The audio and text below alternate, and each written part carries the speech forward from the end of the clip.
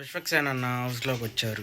నిఖిల్ని సపోర్టింగ్గా మాట్లాడారు అని నాకు అనిపించింది. ఎందుకంటే హౌస్లో ఉన్న వాళ్ళందరిలో నిఖిల్ ఒక్కడే కొద్దిగా మెచ్యూర్గా కనిపిస్తాడు, బాగా ఆడతాడు, అందరికన్నా మెన్షన్ చేశారు అందరికన్నా. అయితే ఇవాళ శుక్రవారం, ఇవాళతో లాస్ట్ ఉండిద్ది ఓటింగ్స్. ఎవరెవరు వేసారో కామెంట్లో మెసేజ్ చేయండి.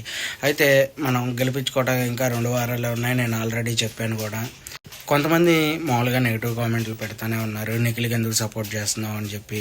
అయితే మనం అవన్నీ పట్టించుకోకూడదు. మ్యాక్సిమం మనం వీలైనంత వరకు మనం సపోర్ట్ చేస్తూ ఉండాలి. మీలో ఎంతమంది ఈరోజు సపోర్ట్ చేశారో కామెంట్లో మెసేజ్ చేయండి.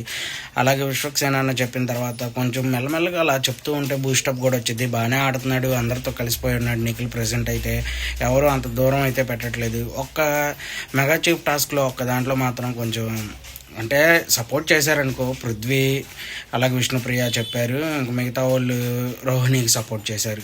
రోహిణికి చేస్తాకి అసలు అవ్వలేదని అన్నా, నిఖిల్ కూడా మరి అవ్వలేదు, అది ఆలోచించలేదు వాళ్ళు. అంటే కొద్దిగా మొన్న వచ్చి ఎలిగేషన్స్ అయిపడ్డాయి.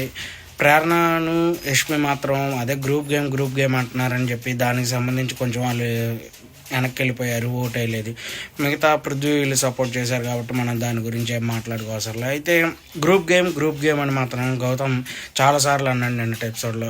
చూడాలి మరి ఇది ఫ్యూచర్లో గొడవ ఏమన్నా ఇద్దో లేదో. పృథ్వీకి గౌతమ్కి అయితే బాగానే చాలా గొడవ చాలాసేపు జరిగినట్టుంది. తర్వాత హౌస్ మేట్స్ అందరూ ఆపేశారు.